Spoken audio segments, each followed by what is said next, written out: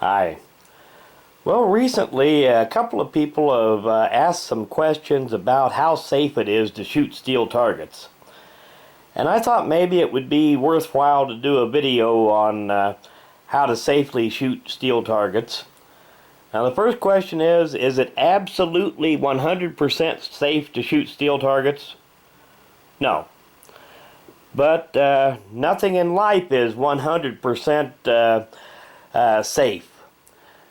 You could be sitting at your computer watching this video and the cat could come along and bite you on the big toe and make you fall over and hit your head. So, not likely, but it could happen.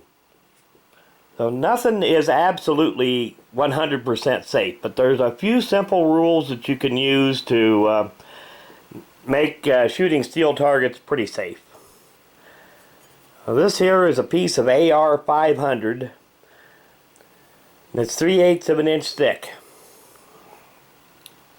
And this stuff is pretty hard. This target has been shot a lot. And you can see it's in pretty good shape. Very little deformation on it. And that's what you want. You want it to be nice and flat. You don't want any craters in it. You don't want any dents in it.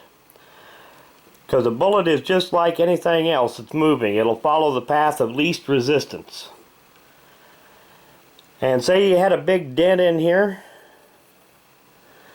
Conceivably, a bullet could hit one side of that dent, follow the curvature around, and come back in the same direction it came from with some considerable force. Now that's very unlikely, but it could happen. But if you've got nice flat targets, that really can't happen.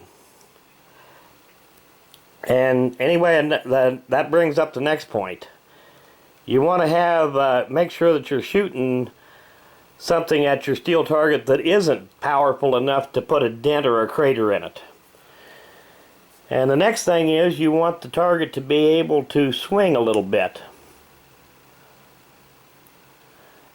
And anyway, then when the bullet actually comes in and impacts the target, it'll swing down a little bit. All that lead splatter will go down towards the ground. Another point is you don't want to have the thing at an angle. If you hit the steel target at an angle, instead of just vaporizing as it hits it, the bullet can bounce off and ricochet off.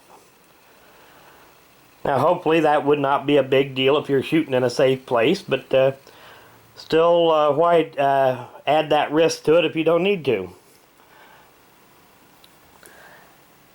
So anyway, the main point is to have nice hard steel, thick enough that it won't dent, and make sure you're shooting something at it that won't tear it up. And if you do get a steel target that's got some dents or craters in it, probably best to discard it. Now the next question is, how far away should you be? Well, that depends on who you listen to. Some people will say that you ought to be 75 feet away. Some people say 50 feet. Now if you actually go out and do any shooting, and very little of the splatter from a lead bullet will go more than just a few feet. But a little of it will. So anyway, it's always a good idea to, no matter how far away you are, to wear some good shooting glasses or some kind of safety glasses. Now, having a piece of lead come back at you with any kind of force enough to reach you is very unlikely. But if it was to hit you in the eye, all it'd take is once. So very good idea to wear the shooting glasses and to stay back at least a reasonable amount.